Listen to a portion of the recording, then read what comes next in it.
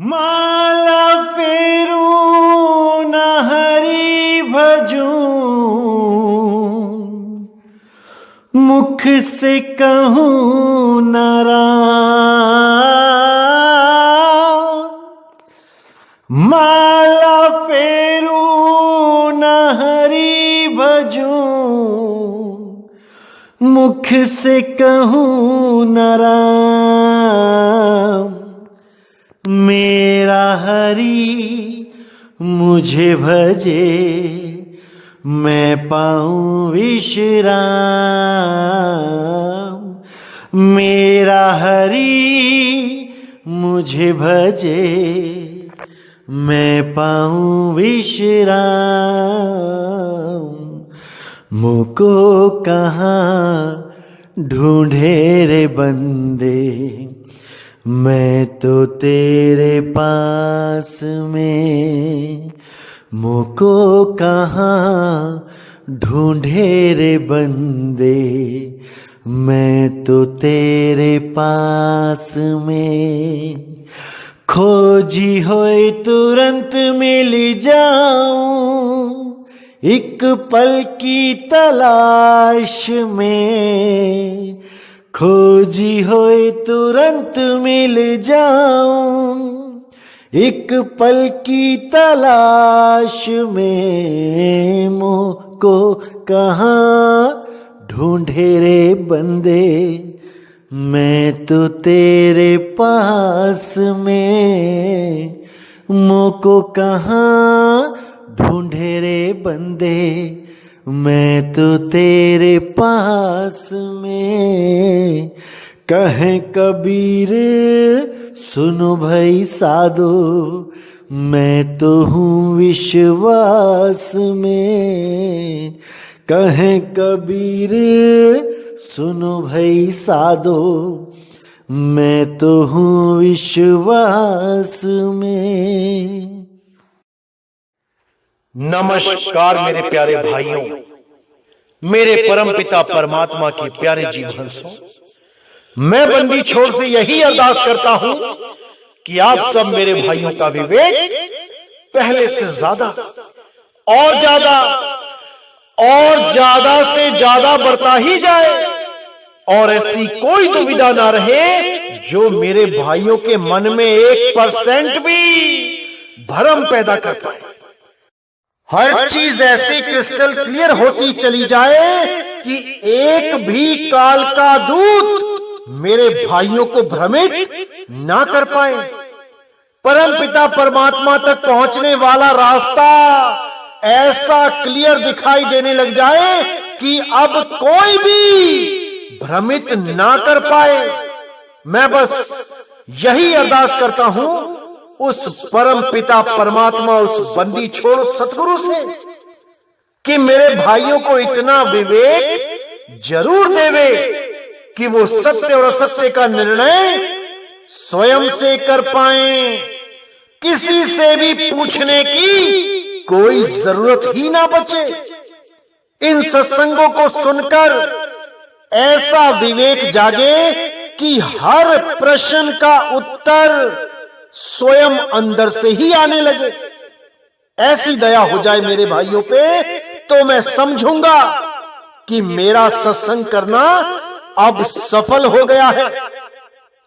अगर ये सत्संग सुनने के बाद भी तुम्हें किसी और के सहारे रहना पड़ रहा है, किसी और से सत्य का निर्णय करवाना पड़ रहा है, तो याद रखना मेरे भाइयों, अभी तुम्हारा विवेक नहीं जगा है। क्योंकि जब विवेक जाग जाता है तो गुरु और चेला एक मत हो जाते हैं। वहां पर कोई भेद नहीं रह जाता। वहां पर केवल विवेक होता है, और विवेक ही सबका गुरु है। अरे सबका गुरु विवेक है। भेष धरे हर कोई, और वो भेष बह जाने दे जहां शब्द विवेक न हो। ऐसे भेष को बह जाने दो। हजारों लोग भेष धारण करके बैठे हैं, हजारों लोग गुरु बन के बैठे हैं, लेकिन बिना विवेक के वो गुरु नहीं है। वो केवल दिखावा है, पाखंड है। जब तक शब्द का विवेक नहीं होगा तब तक कोई गुरु हो ही नहीं सकता। वो केवल और केवल एक साधक मात्र है, वो गुरु कभी नहीं हो सकता। क्योंकि जिसने शब्द का अनुभव कर लिया है वही गुरु है, और जो शब्द का अनुभव नहीं कर पाए हैं और केवल भेष धारण करके बैठे हैं वो गुरु नहीं, गुरुआ है, गुरुआ। ऐसे गुरुआ लोगों को जल्दी ही पहचान के उनसे किनारा कर लेना चाहिए, नहीं तो वो अपना जीवन तो बर्बाद करते ही हैं, भोले भक्तों का भी जीवन बर्बाद करके चले जाते हैं। इसीलिए साहिब ने बोला, अरे झूठा गुरु अजगर बना, 1,84 जाए और सर्व संगत चींटी बनी, तोड़ तोड़ के खाए। उस गुरु को तोड़ तोड़ के खाओगे अगले जन्मों में जब चींटी बन जाओगे, क्योंकि सार शब्द का भेदी गुरु अभी नहीं मिला है। ये जितने भी मिले हैं, कोई 52 अक्षरों में उलझा देता है, कोई आकार में उलझा देता है, कोई 52 अक्षरों को सार शब्द बता देता है, कोई आकार को सार शब्द बता देता है, कोई कहता है श्वासों का जपा जाप वही सार शब्द है, श्वासों की जो धुन चल रही है सोहंग सोहंग वही सार शब्द है। और कई लोग तो इतने गिर गए हैं नीचे कि जो आंखों से आसमान की तरफ देखने पे जो फूलों की एक माला सी दिखाई देती है, डॉट डॉट से माला के रूप में दिखाई देते हैं, डब्बे डब्बे से। आप आंख इधर घुमाओगे तो वो उधर भाग जाएंगे, आप आंख दूसरी तरफ घुमाओगे तो वो दूसरी तरफ हिल जाएंगे। इसी माला पे ध्यान करवा के कहते हैं कि यही सार शब्द है। इसी भागती हुई माला को तुमने स्थिर कर देना है, उन डब्बे डब्बे पे, उन छेदों पे, उन बिंदुओं पे देखते रहो, स्थिर करो अपनी आंखों को। और जब वो स्थिर हो जाएंगे तो उसके अंदर समा जाओ, यही सार शब्द है। ऐसा भ्रमित कर देते हैं ये लोग कि क्या बताऊं। और वाणी क्या बोल के समझाते हैं, सूरत फंसी संसार में, तासे पर गई दूर, सूरत बांध स्थिर करो, 8 पहर हुजूर। अरे मेरे भाई, सूरत स्थिर करने को कहा है, नजर स्थित करने को नहीं कहा कि तुम नजर को ही एकाग्र करके उसी बिंदुओं पे ध्यान लगा के बैठ गए। ऐसे परमात्मा नहीं मिलेगा, क्योंकि जो दिखे सो माया संतों, जो दिखे सो माया। कुछ भी तुम्हें दिखाई देता है इन नाशवान जड़ आंखों से, कुछ भी तुम्हें दिखाई देता है मन की आंखों से, कुछ भी तुम्हें दिखाई देता है, चाहे इस लोक के पेड़ पौधे जीव जंतु देख लो, धरती आकाश पाताल देख लो, चाहे उन दिव्य लोकों के धरती आसमान पाताल देख लो, सतलोक अलखलोक अगमलोक अनामी लोक में कुछ भी दृश्य देख लो, तुम दृष्टा ही रहोगे, तुम दृष्टा भाव से ऊपर नहीं आ सकते। क्योंकि जब तक भी कोई दृश्य दिखाई दे रहा है तुम दृष्टा हो, और जब तक तुम दृष्टा हो तुम बंधन में हो। इसी को साहिब ने बोला है, दृश्य और दृष्टा इन दोनों से ही ऊपर जब अपने स्वरूप को सिद्ध कर लोगे, जो पहले से ही सिद्ध है, तुमने केवल उसको जानना है। किसके माध्यम से? सूरत के माध्यम से। क्योंकि तुम्हारा ध्यान खुद से हटके गैरों में लग गया है, और जब तक तुम खुद से हटके किसी और को सत्य मानोगे तुम द्वैत में ही पड़े रहोगे। और जहां द्वैत है वही अज्ञान है, वही असत्य है। क्योंकि सत्य के साथ कुछ भी खड़ा हो जाए वो असत्य ही होता है, क्योंकि सत्य एक है। और जब तुम एकत्व में आओगे, जब तुम वननेस में आओगे, तब तुम्हें किसी और की जरूरत नहीं पड़ेगी। इसीलिए नानक साहब ने बोला, रहे एकांत एक मन वसिया, आशा माह निरासु, अगम अगोचर दीख दिखावे, नानक ताकर दासु। तो मेरे भाइयों, अपने से अलग किसी की भी अगर तुम मानता करते हो तो वही बंधन है। लेकिन अपने आप को शरीर मत समझने लग जाना कि तुम शरीर हो और इससे अलग मैं कुछ भी मानता हूं तो वो अज्ञान है। अरे तुम शरीर नहीं हो, तुम आत्मदेव हो मेरे भाइयों, तुम आत्मदेव हो। जब तक तुम अपनी आत्मा में स्वयं स्थित नहीं हो गए तब तक तुम्हारा कल्याण नहीं हो सकता। जितने भी गुरु हैं वो तो केवल मार्गदर्शक हैं, उनको मार्गदर्शक ही रहने दो। केवल मार्गदर्शन लो और निकल पड़ो अपने सफर पे, तभी मेरे भाई वहां पहुंचोगे। इस गलतफहमी में कोई मत रहना कि किसी का गुरु किसी को वहां तक पहुंचा के आएगा। ऐसा कोई सामर्थ्यवान देही गुरु नहीं है इस संसार में जो तुम्हें हाथ पकड़ के वहां तक लेके जाए और पहुंचाए। हर गुरु एक मार्गदर्शक होता है, उसका मार्गदर्शन लेना तुम्हारा काम है और चलना भी तुम्हारा ही काम है।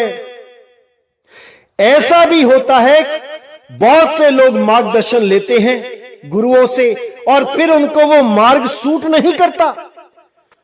वो समझ जाते हैं ये जो मार्गदर्शन किया है मेरे गुरु ने, भक्ति विधि बताई है मेरे गुरु ने, इससे मेरा कल्याण नहीं होगा।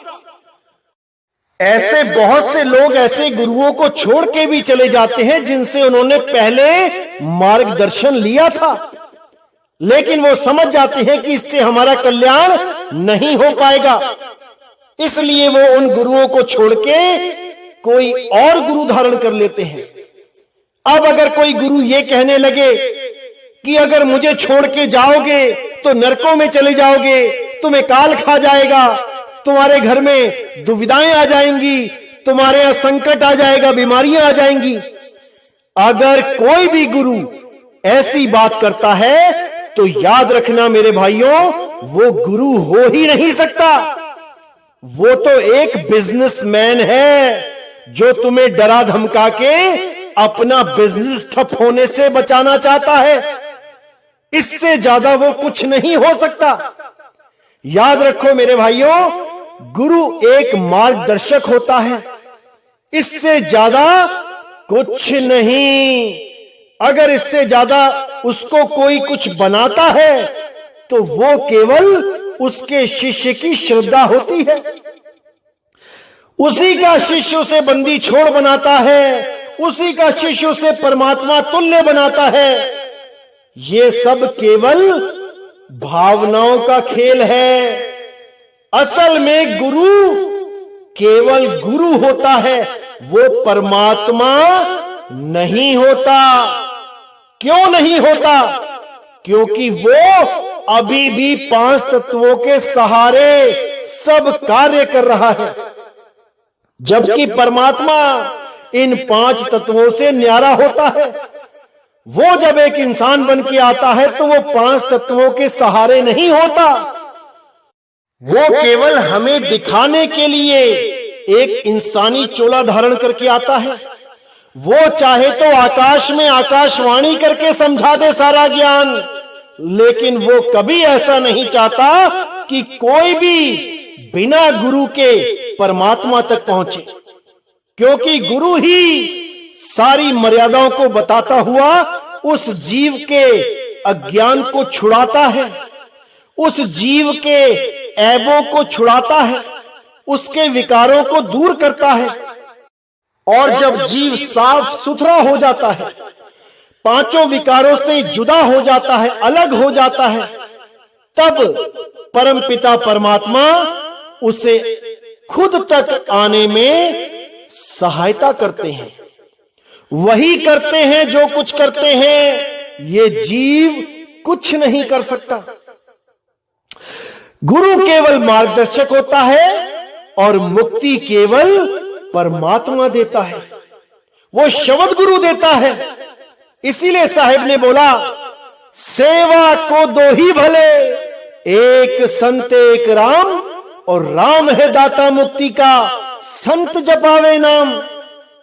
राम है दाता मुक्ति का, संत है दाता मुक्ति का नहीं बोला, क्योंकि संतों का काम जहां तक उन्होंने करना है वहीं तक सीमित है, इसके आगे वो कुछ नहीं कर सकते। जो कुछ करेगा वो मालिक करेगा। अपने सेवक की आपे राखे, आपे नाम जपावे। वो खुद चाहेगा तभी हम सिमरन कर सकते हैं, नहीं तो हम एक पल भी नहीं बैठ सकते। ये मन हमें ऐसे बवंडरों में घुमा देगा कि हम एक पल के लिए भी मालिक को याद नहीं कर सकते। लेकिन जब परमात्मा की दया होती है, तब हम स्वयं ही अपने मन पे विजय प्राप्त करके उस मालिक का सिमरन करते हैं। ये सब उसकी मौज है, ये सब उसकी दया है। इसमें देही गुरु का कोई रोल नहीं है। कोई भी इस गलतफहमी में ना रहे कि देही गुरु ने कह दिया कि तुझे मुक्ति मिल जाएगी तो उसे मुक्ति मिल जाएगी, या देही गुरु ने कह दिया तू नरकों में चला जाएगा तो वो नरकों में चला जाएगा।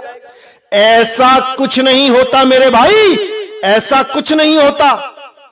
कबीर साहब तो कहते हैं, एक डाल दो पंछी बैठे, एक गुरु एक चेला, और गुरु की करनी गुरु भरेगा, चेले की करनी चेला। यहां पर दोनों की करनी का हिसाब मांगा जाएगा, एक दूसरे का हिसाब नहीं देगा कोई कि गुरुजी ने कह दिया कि ये चेला तो गुरुद्रोही है, ये नरकों में जाएगा तो वो नरकों में ही जाएगा। अरे क्या पता जो गुरु ये कह रहा है कि मेरा चेला गुरुद्रोही है, वो कितना बड़ा विकारी है, कितने विकार पाल के बैठा है।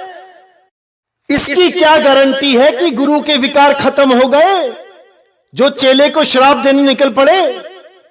अरे भाई, गुरु और चेला दोनों इंसान होते हैं।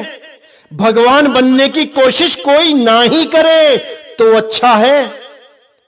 इसीलिए मैं बार बार कहता हूं, गुरु को गुरु तक सीमित रहने दो, भगवान बना के सिर पे मत बैठाओ। क्योंकि जिसने भी आज तक गुरु को भगवान बनाने की कोशिश करी, या किसी गुरु ने अपने आप को बंदी छोड़ कहाने की कोशिश करी, उनका अंत बहुत बुरा हुआ है। इसीलिए साहिब ने बोला है, कबीरा स्वामी कोई नहीं, स्वामी सिरजनहार, स्वामी बन के जो फिरे बहुत पड़ेगी मार। देख लो उनका क्या हाल हो रहा है आज जेलों में। जो खुद को परमात्मा कहलाते थे, कोई अपने आप को कृष्ण जी का अवतार कहता था, कोई अपने आप को विष्णु जी का अवतार कहता था, कोई अपने आप को गुरुओं का अवतार कहता था, कबीर साहब का अवतार कहता था। क्या हाल हो गया उनका। इसीलिए मेरे भाइयों, मैं बार बार समझाता हूं, गुरु को गुरु ही रहने दो, परमात्मा बनाने की कोशिश मत करो। क्योंकि गुरु तो लाखों करोड़ों अरबों हैं, लेकिन परमात्मा एक है, वो सबका ही है। अरे गुरु तो केवल अपने चेलों का गुरु है, लेकिन वो परमात्मा सब गुरुओं का गुरु है, सब चेलों का गुरु है, सब जीवों का गुरु है, सारे संसार का गुरु है। उससे बड़ा गुरु कोई नहीं है। इसीलिए केवल उस मालिक से डरो, उस मालिक की बंदगी करो। इन गुरुओं के चक्कर में मत पड़ो। अगर पढ़ भी रहे हो तो वहां तक सीमित रहने दो जहां तक इनकी सीमा कबीर साहब ने बता रखी है। उससे आगे बढ़ने की कोशिश करोगे तो नुकसान में तुम ही रहोगे। साहिब ने तो यहां तक बोल दिया, गुरु गोविंद दोनों खड़े काके लागू पाए, और बलिहारी गुरु आपने गोविंद दियो बताए। बलिहारी केवल इसकी है कि उन्होंने रास्ता बता दिया।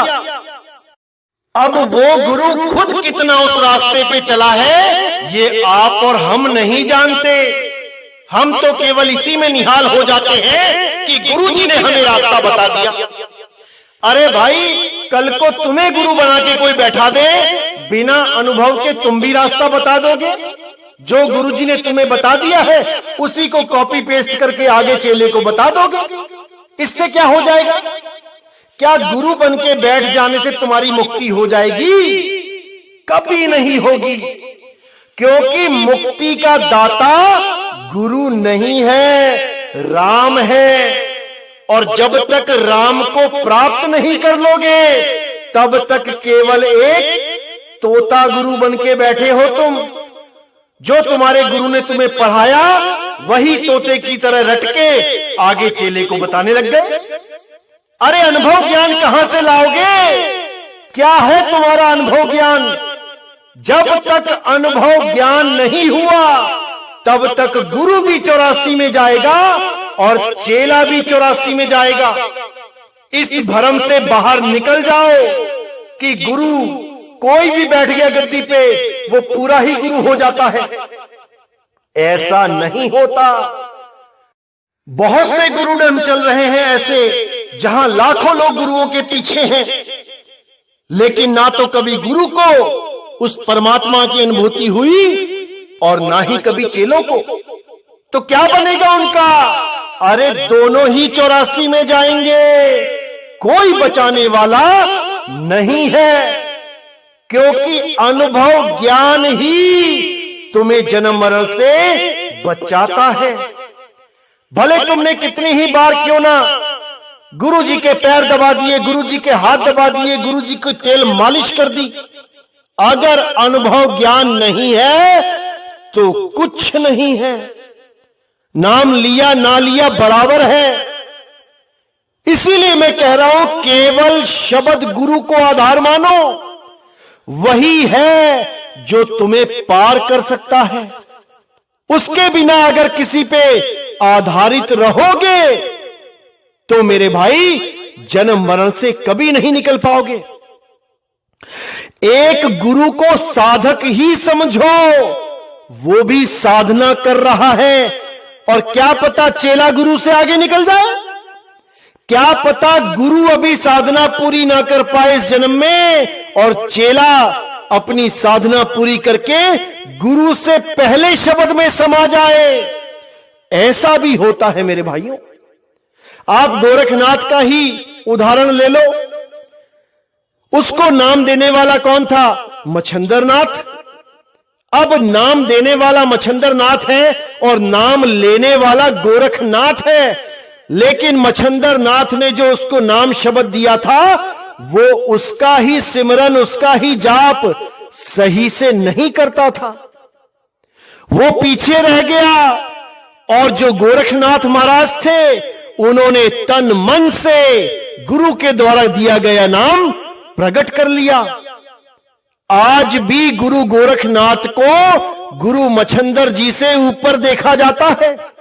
चेला शक्कर हो गया, गुरु गुड़ रह गया।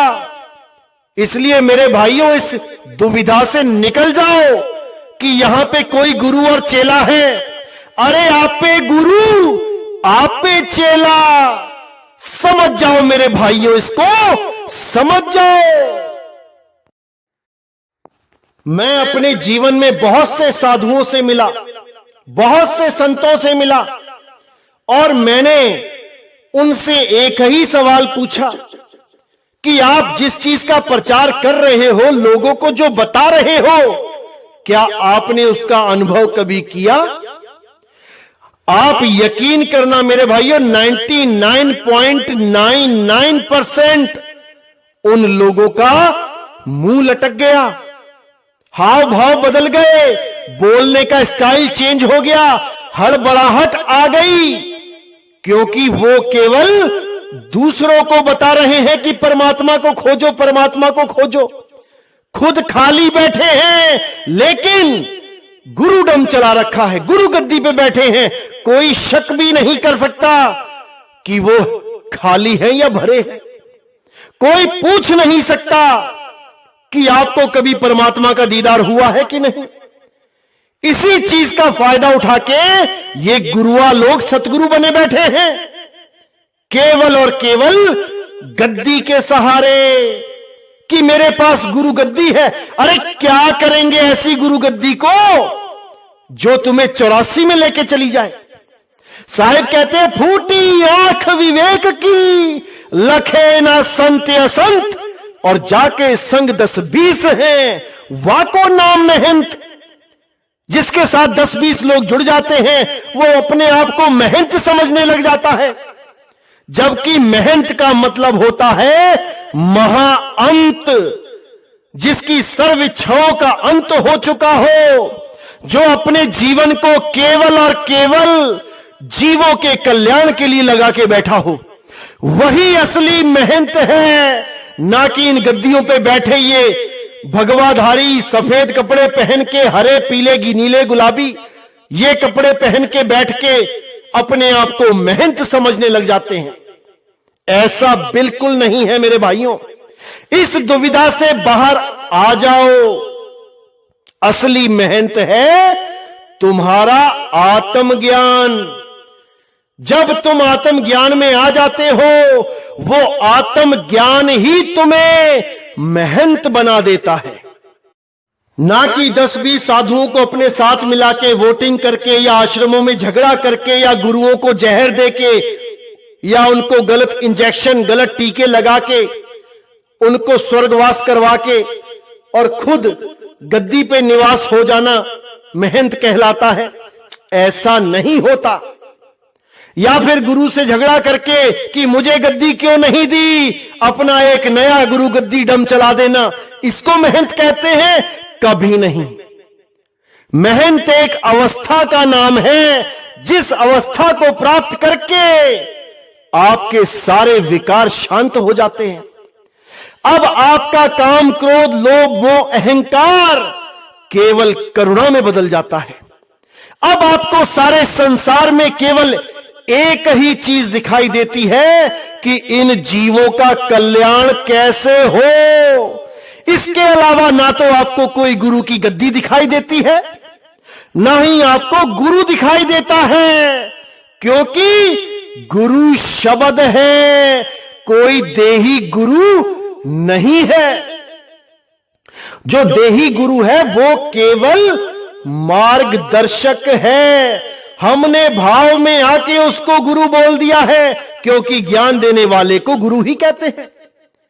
लेकिन जितने भी भगत हुए हैं, जितने भी संत हुए हैं, उन्होंने एक ही बात करी है कि हमारा गुरु शब्द है। तो कबीर साहब ने भी यही बोला, जग व्यवहार के कारण गुरु किया रामानंद, अरे शब्द हमारा गुरु है, सदा हमारे संग। मेरा गुरु शब्द गुरु है। ये देही गुरु तो केवल एक जग व्यवहार के लिए किया मैंने, नहीं तो मुझे किसी गुरु की जरूरत नहीं है।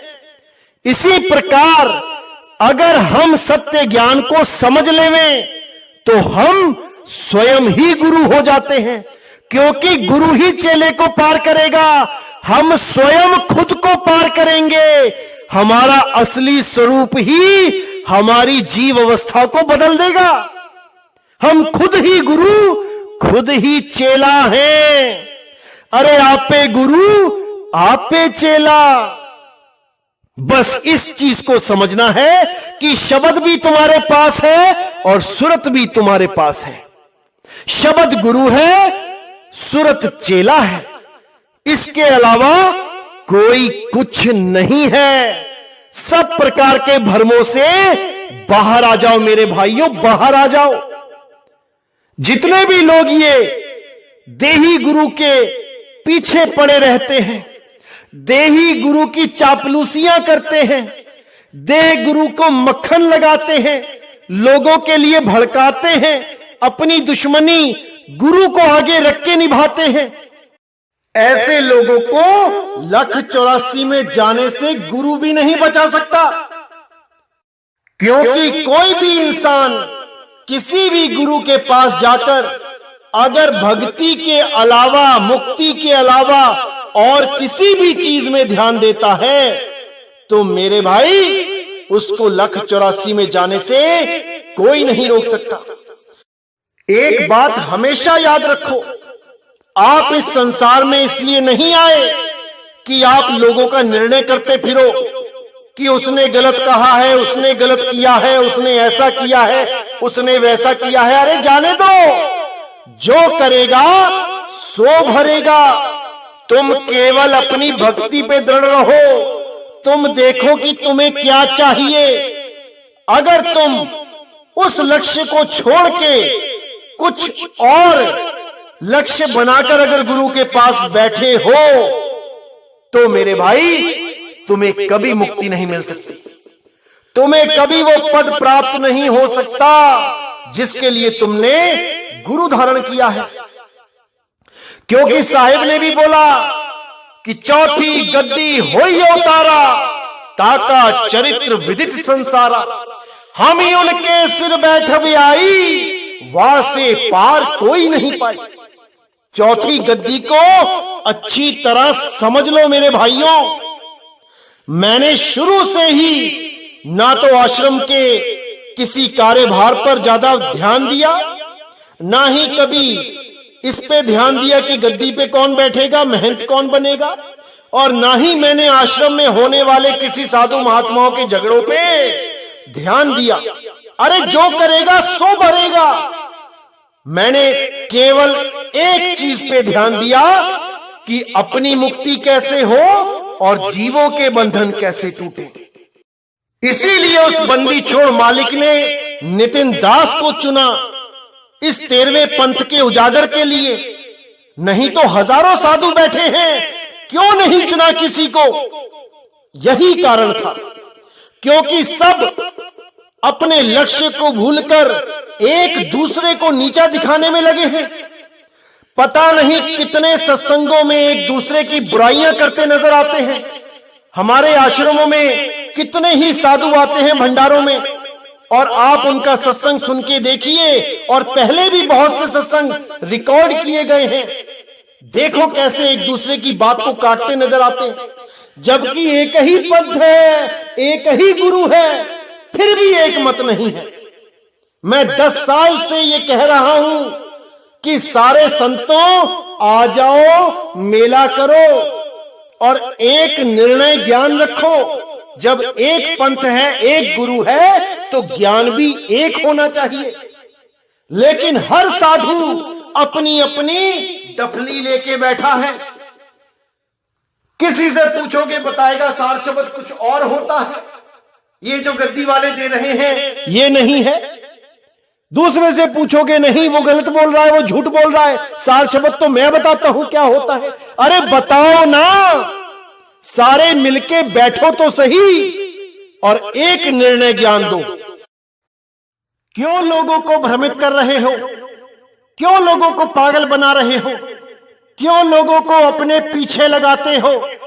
अगर कुछ नहीं पता है तो शांत बैठो। यही झगड़ा होता आया है आज तक। कोई भी सही रास्ता नहीं दिखा रहा है। इसीलिए नितिन दास को यह सत्संग करने की जरूरत पड़ी है, अन्यथा मुझे कोई जरूरत नहीं थी। कोई 52 अक्षरों को बताई जा रहा है कि यह सार शब्द है, कोई गले से आ की आवाज निकाल के बता रहा है सार शब्द ऐसा होता है। अरे तुमने सुना है क्या? वो सार शब्द इन सबसे न्यारा है, और वो सार शब्द तब प्रकट होता है जब परमपिता परमात्मा की दया होती है। वो कोई आलू बैंगन नहीं है कि गुरुजी ने हमें दिया और हम लेके घर आ गए। मेरे भाई, वो परमात्मा की दया से प्रकट होता है स्वयं। और ऐसा भी नहीं है कि वो तुम्हारे कुछ करने से ही प्रकट होगा। वो केवल बंदी छोड़ की दया से होता है। जब तुम्हारा अंतर मन निर्मल होने लग जाता है, वो स्वयं प्रकट हो जाता है। जब तक तुम्हारा ध्यान संसार में फंसा रहता है, इच्छाओं में, तृष्णाओं में फंसा रहता है, वो प्रकट होता हुआ भी प्रकट नहीं होता। इसीलिए बार बार कहता हूं मैं कि एक मत हो जाओ, लेकिन इन लोगों के कान पे जूई तक नहीं रेंगती। क्योंकि अपने आप को महान सिद्ध करना है, बाकियों को छोटा सिद्ध करना है। और जब से ये ज्ञान खुला है, तब से सबको ईर्ष्या जलन हो गई है कि हमसे क्यों नहीं ये ज्ञान प्रकट हुआ। अरे कैसे होगा? मुक्ति से ज्यादा तो तुम्हें गुरु गद्दी से प्यार था, मुक्ति से ज्यादा तुम्हें पैसों से प्यार था, बंदगी से प्यार था। आज भी कई बार लंगोटी मिलती है तो लोग कहते हैं हां अब ठीक है, अब खूब बंदगी खाओ लोगों की, अब तुम हकदार हो गए हो बंदगी खाने के। अरे भाई, बंदगी कोई खा नहीं सकता, बंदगी कोई हजम नहीं कर सकता। अगर परमात्मा के नाम पे कोई सेवा मिलती है, कोई दान दक्षिणा मिलती है, तो उससे ईंट पत्थर नहीं बनाए जाते, उससे बिल्डिंगें नहीं बनाई जाती, उससे लोगों का कल्याण किया जाता है, पुस्तकें छापी जाती हैं, ज्ञान बांटा जाता है। लेकिन इन लोगों को लंगोटी केवल पैसा हजम करने के लिए चाहिए। हैरान होता हूं मैं, और दुख भी बहुत होता है कि क्या हो रहा है साधु संत समाज में आजकल। हैरानी होती है मुझे। तो ऐसा ही चलता आ रहा है इन आश्रमों में। लेकिन मेरे भाइयों, अब सत्य का निर्णय होके ही रहेगा। हर चीज को क्लियर कर दिया गया है, हर भेद को खोल दिया गया है। अब केवल आपने विवेक जगाना है और सत्य के साथ जुड़ जाना है। और तो और क्या बताऊं, मेरे ही खिलाफ, मेरे ही आश्रम में अब षड्यंत्र चल रहे हैं। इन षड्यंत्रों का खुलासा मैं आने वाले सत्संगों में करूंगा। तब आपको समझ में आएगा कैसे ये काल के दूत मदन पंथ में अपनी जड़ें जमाने के लिए कैसी कैसी नीच हरकतें कर रहे हैं। सबका खुलासा होगा, सबका सत्य सामने आएगा। कुछ ही सत्संगों में ये सारे भेद खोल दिए जाएंगे। तब तक के लिए मुझे विदा करें। बोलिए सतगुरु बंदी छोड़ सतगुरु सत्य कबीर साहिब की सदा ही जय हो, सदा ही जय हो मेरे मालिक की। साहिब बंदगी सतनाम।